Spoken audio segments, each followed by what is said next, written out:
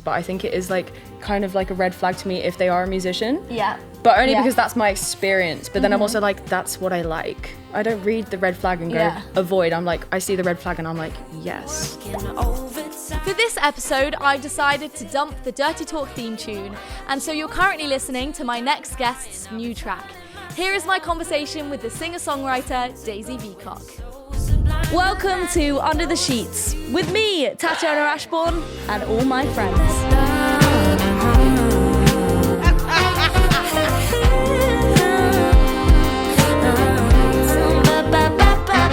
Baby, please come over and we can just fuck on my sofa. Welcome to Under the Sheets with Tatiana Ashbourne and friends, brought to you by Dirty Talk. I'm Tatiana Ashbourne, and this is my friend. This is Daisy Veacock, everybody. Hello. How do you feel to be on? I'm a bit nervous. Yeah? I am a bit nervous. What are you nervous about? I'm going to run my mouth. Yeah. I'm going to run my mouth and then someone on Twitter is going to be like, I can't believe you said that. How dare you? Yeah, I think I do this all the time and I'm still concerned thinking I'm going to say something. I do have your t-shirt on. Thank you so much. Have you found George yet? Have you found him? Have I met a George? That's the question. I have been with a George, actually. Really? See, this is the problem I'm having now. Like, I'm like, if a George comes into my life, like what? So is it not based on someone? It wasn't me that dated No? the George. It was one of my closest friends. Okay. And she dated this man called George that I never met. This is where Who's George came from, because I was just like, who is this man? I've never met him.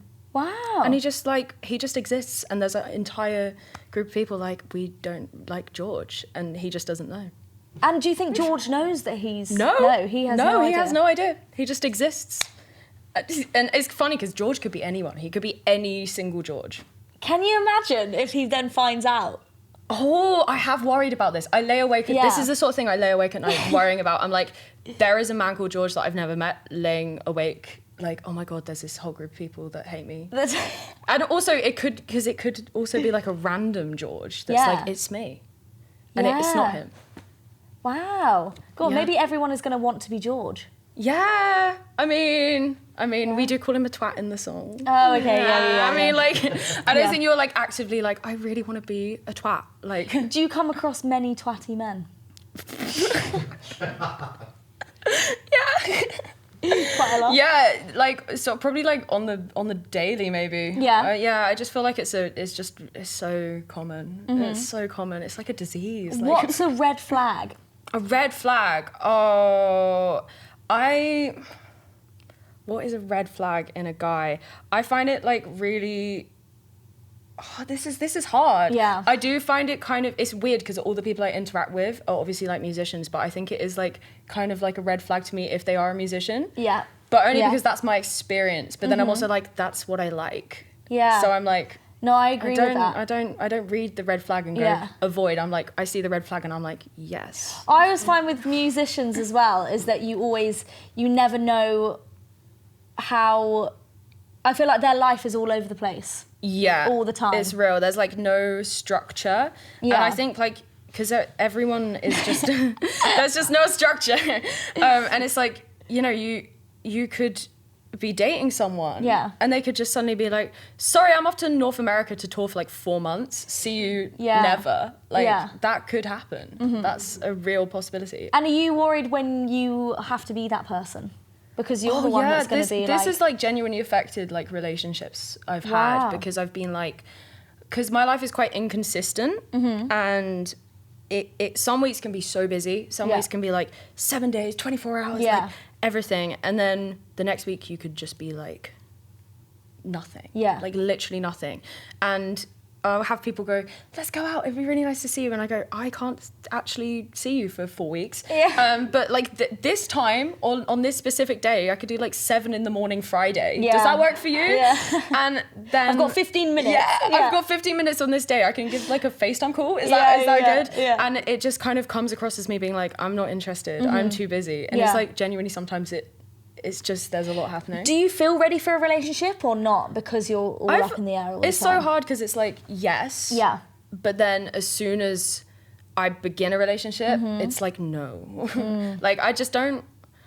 I feel like there's a lot of focus on, like, having a career, and like it's just I like live and breathe it. Yeah. And then as soon as someone else comes into my life, I'm like, I want to put all my attention on you, but I can't move away from working on music because that's what I live and breathe. And that's why I think I go towards musicians, because musicians understand that.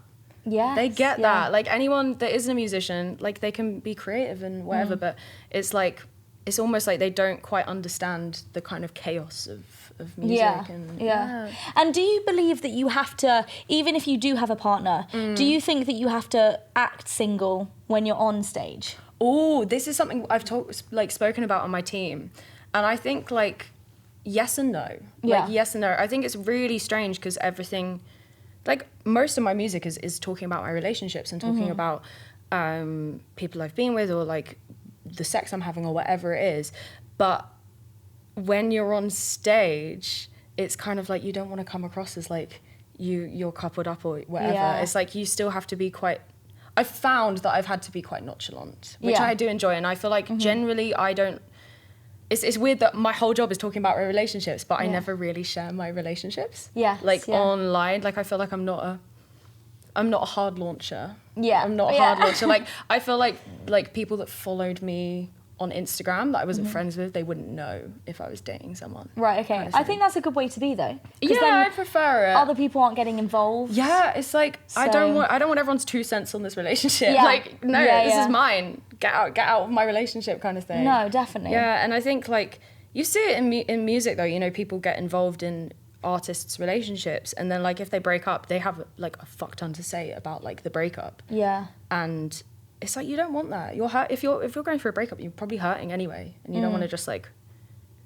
be on Twitter and people are just yapping about your relationship. Yeah, like, that's not nice. Yeah. That's not a nice feeling. And have you ever gone through heartbreak? Yeah, like weekly. it's just like a second nature now. Yeah. I was gonna say, so throughout your songs, you speak a lot about relationships and about having a crush.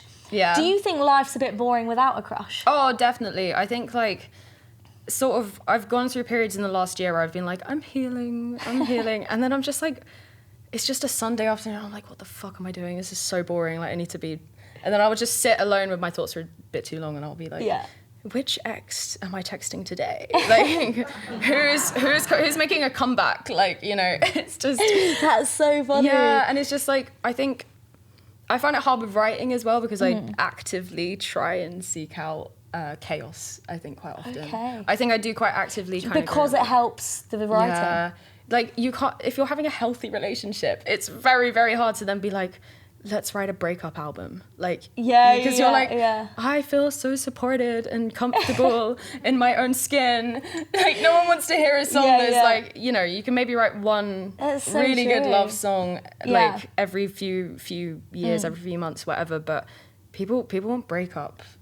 That's what people relate to. That's what like when you turn to music. Like, look at Adele. Yeah. That like she's doing that woman's repertoire. Do you think that's why she had a divorce? she was like, oh god, like, oh, everything's too perfect right now. everything's moving a little bit slowly, sales are down, divorce. Like, yeah, no, that's probably definitely why she had a divorce. That's so funny. And so when you say when you go through breakup weekly, why is it that you reckon you feel that you get attached and then I don't know, I think it's kind of like, maybe it's like an avoidant thing. I think like it's always that thing of like something's always better than it actually is. Like I think, you know, when you have a crush on someone, you're like, they're amazing. Yeah. And then you see them and you're like, that's so good. Are you that amazing? Like, you know, and I think I like to sort of romanticize stuff, and I like sort of, it sort of gives you motivation to kind of go places and do stuff. You know, like if you're like, oh, going on this night out, you're like, I'm gonna look fucking hot on this night out just because this one person who I'm never actually gonna get with is gonna be there. Like, it's just fun. It's just funny. Yeah, no, I completely get that. And now, would you date a fan?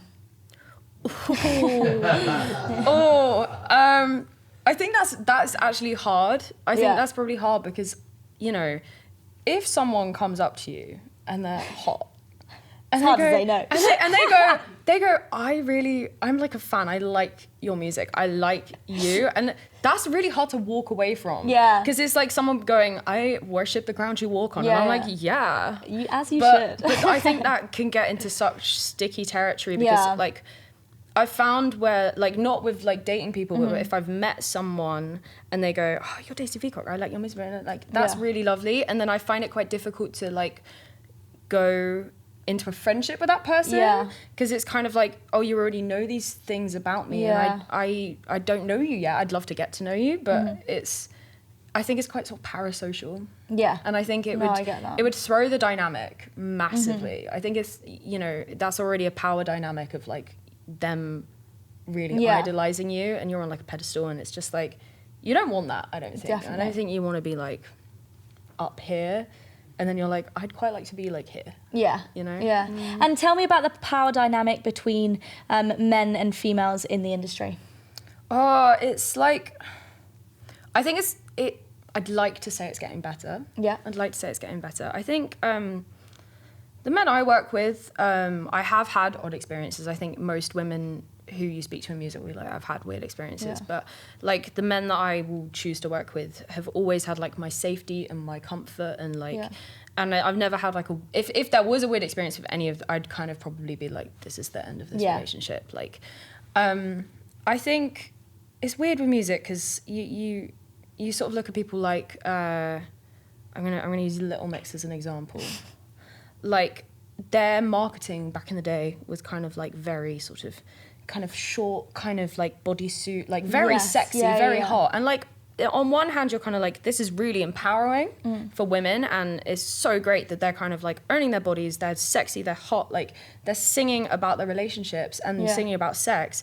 But then you're also kind of like, who's decided that? Yeah. Is it them?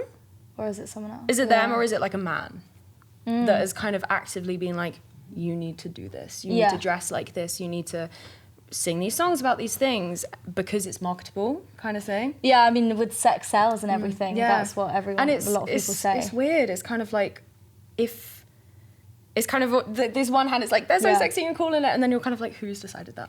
And have you ever felt that when it comes to what you're putting out there? Yeah, I've definitely like had conflicts. So I think I always get into kind of a sticky situation with myself, not through anyone else kind of like saying anything to me, but I never know what to wear on stage. Yeah. It's so hard. Like I want to be hot, I want to be sexy, I want to be this. And then I'm also like, oh God, like I also am going to be like perceived as this and hot and sexy. And also if it's a bad gig, I'm then like, oh, I'm dressed so hot and sexy and it's gone badly. And it's, you know, I think like I'm finding the balance. Yeah. I'm finding the balance, but you know, I love talking about sex and relationships in music, and I think it's important to talk about that because, you know, that is so much of our emotion and so much of like what we want to talk about and do. And I just think it's hard. Yeah. It's hard. It's hard. What's your favourite body part? My favourite body part? I've been loving my hair again recently. Okay. I mean, it is a great colour. Thank you. I have like the most amazing hairdresser, and that woman will be like that. She cut my hair when I was a child and didn't cut it for ages, and she cuts my dad's hair as well.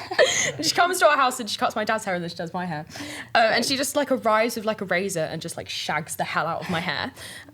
This woman, she gets my entire bank balance. I'm like here, and I think, you know how people have like blonde. Yeah. They're like, I'm not blonde enough. I'm now like that with like shag haircut. Yeah. And it's been a few months and I'm like, I need to go to cut again. I need to get it cut again. And it's really expensive every time. But I'm like pop star hair.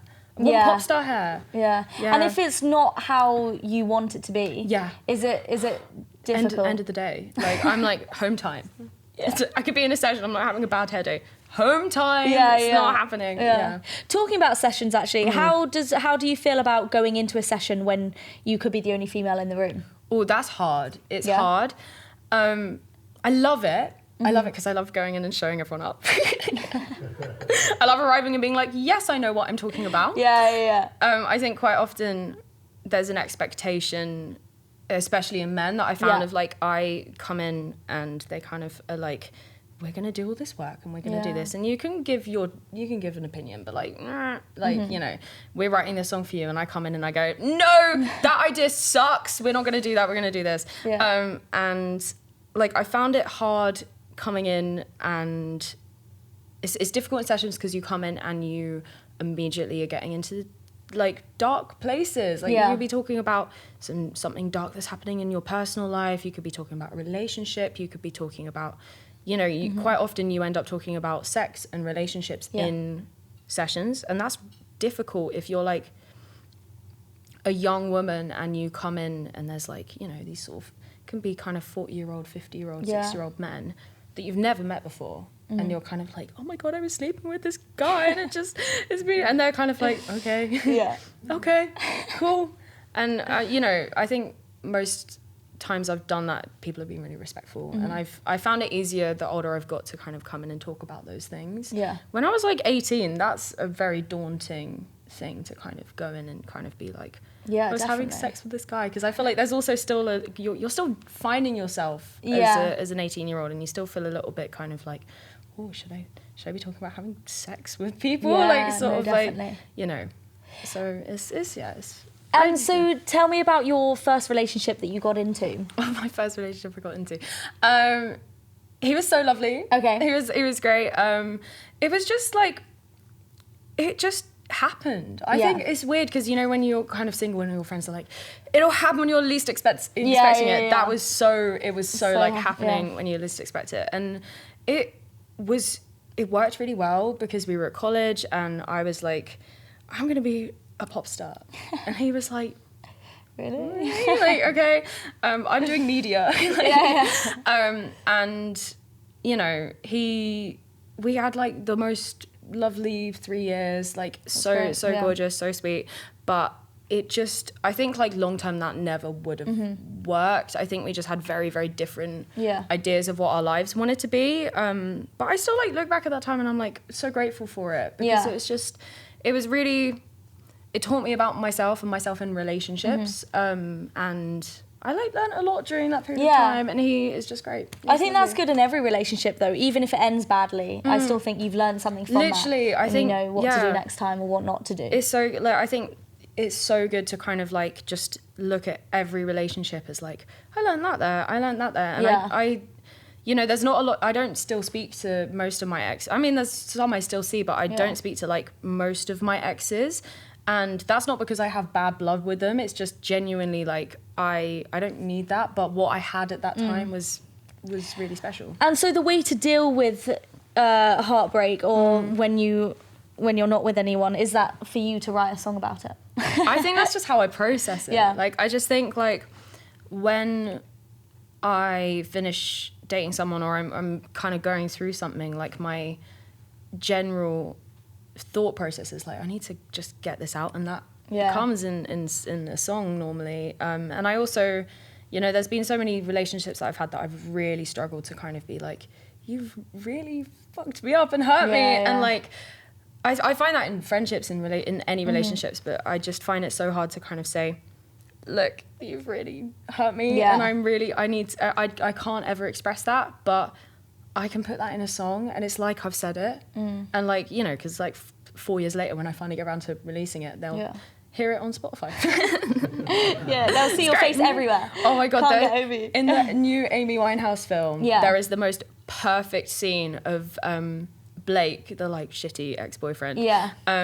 He is in the pub and his friend comes over and is like screaming Valerie, and it's just like Valerie being blasted in this pub, and like that's the moment I'm gonna live for. Like, like one day when like my name is like announced as kind of like sort of, you know, proper Glastonbury bill, and then my exes are just like or they just like hear my song when they're like shopping. But it must be pretty cool to be written about though. Maybe. I think that's. I think that's very. So maybe we need to stop writing about exes. I don't know. I kind of I worry because I'm like, how many songs exist about me? But I'm also like, I think about some of the things I've written and I'm like, if someone said that about me, I need to go to therapy. Yeah. Like, I'd be like, that's so awful. Like, but then I'm also like, you did that. You did that. Yeah. I get, And are you afraid to ask what you want in a bedroom? No.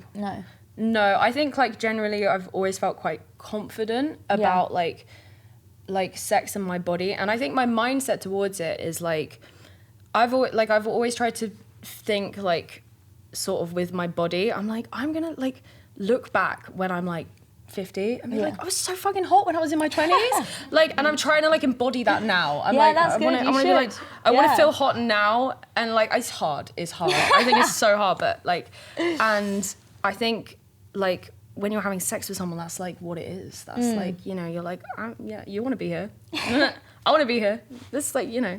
Hey, you sexy bunch. Thank you so much for your continued support on the Under the Sheets podcast. Did you know that only 10% of viewers actually subscribe to the show? It would be amazing if you could subscribe and do your thing, share it, to get the message out there and to educate more people. Thank you so much. Enjoy the show and keep talking dirty. Big love. If you have a sex playlist, what's your first song? What's the first song? I actually don't like having sex to music. Okay. It's not for me. Why is that? Well, are you too busy thinking, oh, that sounds wrong? I'm like, oh, what is this progression? I love it. Like, let me. I have an idea. Let me write this down. But like, my whole job is like, it's like listening to music really intently, talking about music. Yeah. If I'm then like getting off with someone, I'm just like thinking about the music, and I'm not thinking about like. But I used to love. There's this one Tyler the Creator song called "Are We Still Friends?" Okay. That is a great track to get on to. I'll do that next time. Yeah, put it on. I'll think of you. Oh, thank you. What's your favourite romantic fantasy, and how would you bring it to life? Or have you done that? I think I generally, I'm like, I will not work with people that I am sleeping with or seeing. Okay. I just, as like a rule for myself, because I've seen it so many times where people are like, but there's something so sexy about like late night studio. It's dark. It's like 1 a.m. You've really got under each other's skin, or like that's a real like. I think that is a good that's hot. Yeah. That is hot. No, I hope that comes to life. Well. Growing up with the sex education system, how was it for you? Shocking? Do you know what? My sex education was actually pretty good. Okay, was that from school or was that from your parents? Or? I think my parents have been really like open. Yeah. I've never sort of felt uncomfortable talking about sex with them. Like if I start seeing someone, like I'll chat to my parents about it. Yeah. And also because I live. Oh my god, that was such a cutesy sneeze. That sneeze was so cute. That was the quietest sneeze I've ever done in my life. I bet I didn't even hear it. So funny. So. Because I like live with them as well. I also feel like just respectful to them. Yeah. Like, so the sex education there was good, but like my school did actually have a pretty like I remember having quite good sex ed. I don't remember things like learning about like female pleasure or like something like that. Okay, but yeah. I remember one time we had like people from the sexual health clinic near us come in, and they said, here is a dildo. Put the condom on, and we were like, what? How do we do that? We were literally like 11. And I was just like, goodness. This feels quite early, but you know, let's go for it. And it was really embarrassing because I did it perfectly the first time. I was just like, whoop, and then like everyone in the class was like, why have you done that? And I was just like, I put two and two together. I thought you would just. Yeah. That was great. That's good though, that you smashed it straight from the get-go. Yeah, I smashed it out of the park. Yeah, have you smashed it every other time or? I'm giving myself a good go. I had a good go. That's so good. We're going to go to audience questions now. Oh, cool. Have you ever had sex to your own music? No. Can you imagine? Or if it came up on their playlist. It would throw me off so much. It would absolutely. Actually, I'm trying. imagine if they put on a music playlist and it just happened to come I feel on. like it's happened afterwards. It's definitely been... around, there's yeah. been, like, a situation where I've, like, been with someone and, like, my music has come on and I'm like... What? Yeah, like, yeah, well, yeah. this is crazy, but oh my God, never during. I think I would have to stop and be like, skip. Like, no, I don't want to be listening to myself. That's very, very self-indulgent. So good. If you could settle down with a well-known musician, who would it be and why?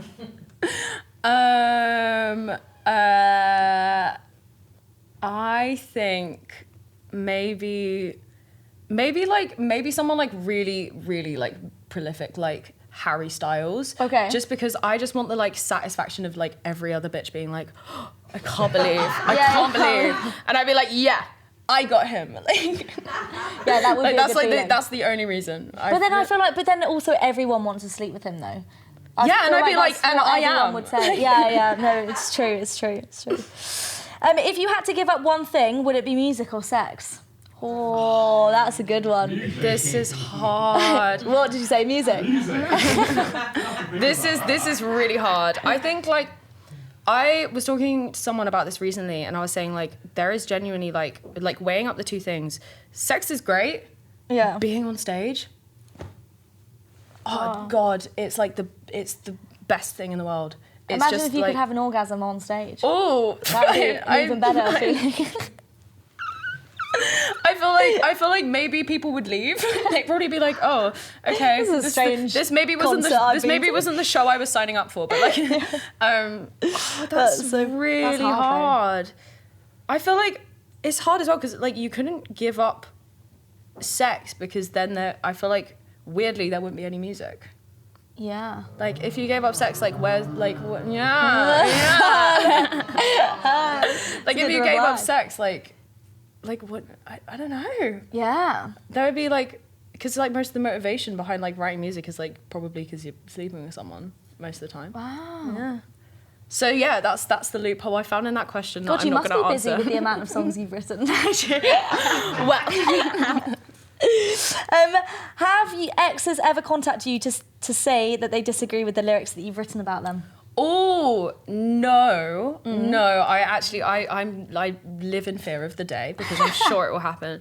I feel like I felt a lot of guilt. Like there's songs that are coming out that I'm like, oh, okay. Yeah. I feel like I've sometimes felt like I'm like, oh, I should maybe reach out to them, but I've never been contacted. I've got back together with an ex that I wrote songs about. Yeah. And that was a bit of a tension in the relationship. But like quite often, I mean, I've found that I've dated a lot of songwriters and a lot of like people that are in music.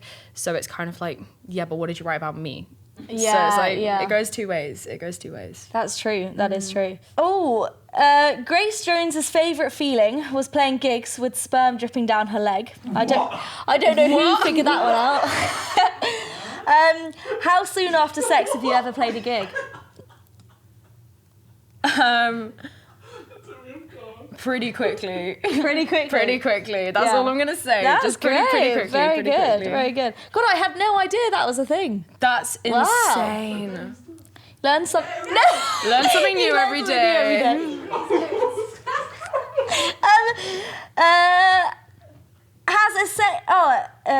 Has a sex session inspired a song? Yeah. Yeah. So like full on. Yeah. Yeah. There's like a line in a new track that is definitely like, I didn't think of it like whilst I was like, but it just like, I was definitely kind of like, afterwards, Yeah. I was like, okay. Yeah. Okay. No, I get that. And what's sexier, drummer or guitarist? Bass players. Sorry. Bass players every time. I'm like, very good. Yeah, just like drummers, like they're just too far away. Like they're too far away. Yeah. Maybe there's a reason they're in the back. Yeah, guitarists like guitarists, like I think quite often are too into themselves, and like bassists are just that like, they're like female bassist. Oh really? Yeah. Yes.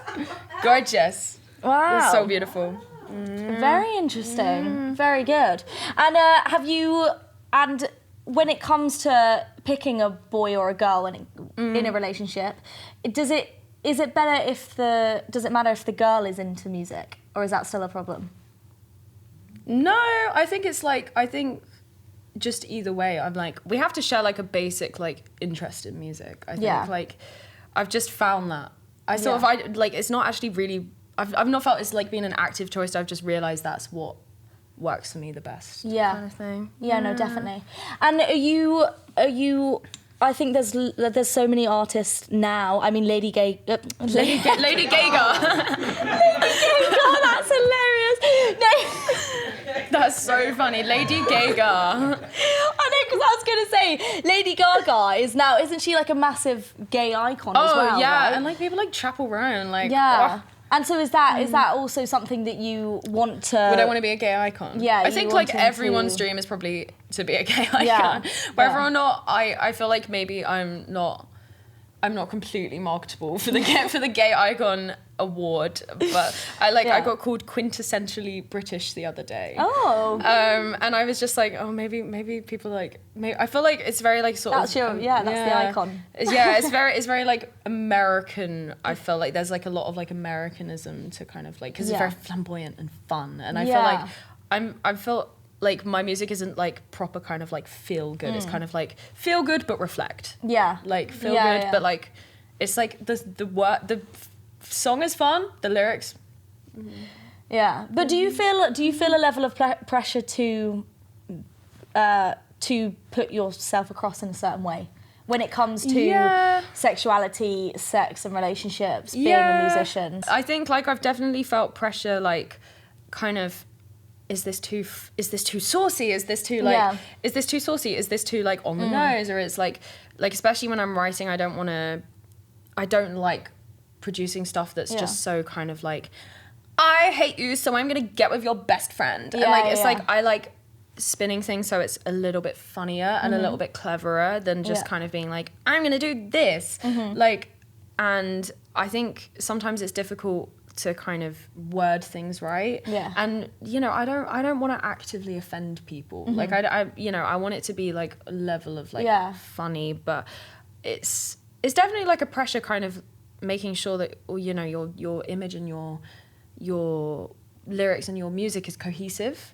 Like you don't want to be releasing the same song, but you want it to be like, this is Daisy Veacock. This is what she sounds like. This is her sound. And also, you know, having an individuality. Like I get like a lot of people kind of compare me to Lily Allen or Kate Nash or like people from the 2000s, which is great because I love those people. But I'm also my own person. I want to be my own person. I want to have my own thing. And I think it's very difficult like to create your own image and have your own like be your own person, you know. And so what makes Daisy Veacock Daisy Veacock?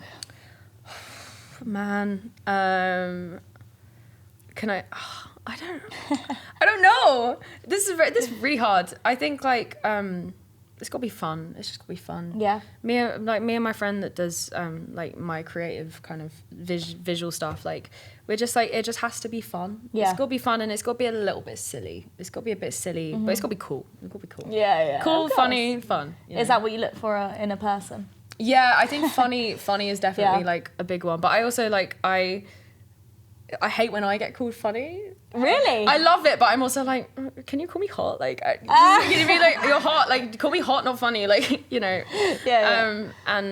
But you got to make me laugh. Like, I've really got a like gel personality wise. Like, if they're hot and boring, like, there's no point. I'm like, what are we gonna talk about? Yeah. Yeah. What's the biggest misconception of sex? The biggest misconception, I think, like, I hate when people say to me like, oh, sex ended because my boyfriend or whoever they're sleeping with like came. Right, okay. And I'm like, well, why? Yeah. Why was that the end? Like, you know, did you not kind of like carry on like after, like, were you done? Like, were you finished? Yeah. And they're like, no, I could have, you know. And I'm like, well, why was that the end? Yeah, it's got to continue on. Like, and it's like, I think, like, sex isn't just kind of like one act. It's like, it can be like a few they could be like a few hours that you're kind of like, you might be doing this and then you might start snogging on the sofa and then like you might then kind of like have a conversation or like watch some TikToks or something. Yeah. And then you might start doing it again. Like it's not just like, it doesn't just have to be one thing. Yeah. It doesn't just have to be one thing. And I don't think like sex just has to be like this going in here. Definitely. It's just like, you know, it's so many different things. It's like so much different things. And it's all, the feelings that you have with each other. Yeah. No, definitely. And what's one piece of advice that you would give to anyone that's about to have sex, thinking about sex, scared to have sex? Just know that you're doing it for like the right reasons. I think like I had like a whole period of time last year where I was like, I don't know if I'm having sex for the right reasons. Yeah. And like there was just like so many instances where I was like feeling really upset and hurt by things, and I was still like, it's okay because I still want to have sex with you. And then I was like, maybe you should like focus on those feelings, because afterwards it made me feel worse. Because I was like, I should have aired those feelings and been like, this is how I'm feeling. I'm not slaying right now. and then that's what sex should be. You should be comfortable with each other. You should like, I don't necessarily think you need to like love each other, because like I think quite a lot of people will say I've had sex with people that I don't love or I've met once for like 10 minutes, but like you have to like respect each other, I think. And I think you should feel that you have like all your feelings maybe out in the open. Like you should be able to have all your feelings out in the open. Yes, very much agree. Well, we've got a couple releases coming out soon. Yeah. Which is great. And anything that we need to know, to look forward to? There's so much. One of my favorite lines in a song is dropping, which is like peak sort of situationship vibe, and it goes, baby please come over, we can just fuck on my sofa, which is so great because every time I play it live people are like, what? Yeah. And I go, yeah. And it's like, I think, you know, it sums up it's like some situationships. I think you can get into kind of really bad habits with like situationships or relationships or like casual sex or whatever it is, and like, you know, I think that's good. That's gonna be the sexiest one. I'm a bit nervous about that release. I'm kind of a bit like, oh, like this is me like explicitly being like, I actually do sleep with people. Like, and like there's other stuff that is like much rawer and sad. And like, you know, I think the aftermath of bad relationships and sort of ending of relationships. But yeah, there's so much happening. And where can people find you? Spotify. Spotify or like Apple Music if you're not a Spotify person. Or like, you know, socials. It's just at Daisy Veacock, you know. Veacock, peacock with a V at the start. Yeah. God, you get bored of saying that one. So bored. So bored. Well, thank you so much and good luck. And if you want to get to know Daisy more, then check out her music and her song lyrics, because they're pretty cool. And this is Daisy, everybody. But I know you wanted one. I did really. Because she did reach out to me. So you get your own pink Dirty Talk t-shirt. Yeah, this is Daisy, everybody. Oh, it's so cool. Oh, I love it. Now we've got each other's merch on. Yeah. If you want to be part of the show, whether it's on bed or as an audience member, please go to www.dirtytalkofficial.com and click Get Involved. Can't wait to see ya. Oh, I let you off, I'm too damn kind. I've been turning myself